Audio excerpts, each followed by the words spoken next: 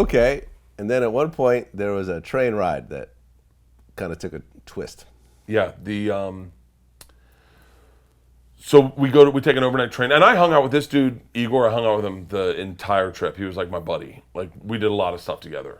And one night, class take an overnight train trip, and I tell Igor, I said, I can't wait. This is gonna be a blast. We gotta get this same cabin. And he goes, oh, I'm not going. I said, why not? And he goes, different mafia owns train, different mafia owns Moscow. And I was like, he's like, don't worry, I had to set up the banditi. They'll take care of you. Bandit, I don't know, you know how to say it better than I do. But yeah. And so brings me over, introduces me to the two new gangsters at the train, Igor and Igor. And he's like, this is the machine. If you give them vodka, you're gonna have a great time. And they were like, brought me into first class. They took me into their cabin. There's food, there's a whole spread, booze. Everyone that works in the train's coming in, like taking a shot with me. Oh, the conductor, swear to God. I used to say this on stage, swear to God on my children's life. The conductor, swear to God on my children's life, ripped off these stars and stripes to his shirt, little on his sleeve, ripped them off, gave them to me, and goes, this is a present for the machine. I swear to you, I have that at my parents' house. I swear to you. And I was like, oh. Now, in real life, there was another guy with me, John Bolshoi. If you read my book, you'll hear, there was another guy, Big John. Big John, yeah. And he was like, dude, these machine stories might have gotten out of control. And I was like, you think? So we partied all night, and then ended up robbing the train. So you robbed the whole train? We robbed my class. Well, we robbed the bar card first. Then we robbed my class. Then they robbed the majority of the train with John and my help a little bit. Meaning, like, robbed how? So what they do is they would open the door. So they're all like sleeper cabins, where my class was in. Slide the door open a little bit. Little Igor would crawl in and start sliding bags into the hallway. And then Big Igor would kind of stand watch, and then he would go through the bags. John and I would go through the bags, take out whatever we felt. It was kind of weird robbing your friends, because we were like, we didn't want to take anything good, but you didn't want to let down so we'd slide the bag back in, come out, next cabin. Did that all the way down, and then, so you rob a train. Nobody woke up. No, someone did. Someone did. By the way, I'm straddling the truth and the story I tell on stage, because it's a true story. That's why it went viral. Is that it's a true story. It happened, and someone woke up and they spit vodka in her eyes, and then we went back to our first class cabin, and yeah.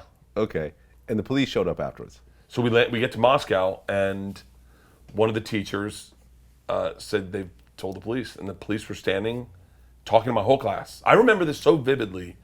I just remember this so vividly. And I was hammered. I was one of the top 5 drunkest I've ever been in my entire life. Cops were talking to my class. I remember this guy, DJ, was in flannel pajamas. Shout out to DJ. He was a kid in my class. We robbed him.